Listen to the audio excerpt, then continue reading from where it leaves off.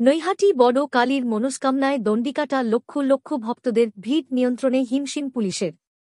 নৈহাটির ঐতিহ্যময়ী বড় কালীর পুজোর ভোর রাত থেকে বহু দূর দূরান্ত থেকে আগত লক্ষাধিক পুণ্যার্থী গঙ্গায় স্নান করে মনস্কামনায় দণ্ডি কাটতে এবং ভক্তদের গঙ্গায় স্নান করে মায়ের কাছে জোর হাত করে দণ্ডি কাটতে দেখা গেল।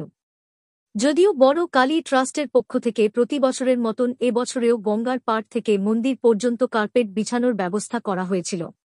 তার পাশাপাশি ভিড় নিয়ন্ত্রণের জন্য বারাকপুর পুলিশ কমিশনারেটের পক্ষ থেকে পর্যাপ্ত পুলিশের ব্যবস্থা করা হয়। ঘন ঘন বড় মা মন্দিরের ট্রাস্ট কমিটির পক্ষ থেকে দণ্ডি কাটতে আসা পুণ্যার্থীদের সহযোগিতার হাত বাড়িয়ে দেওয়ার জন্য আবেদন জানানো হয়।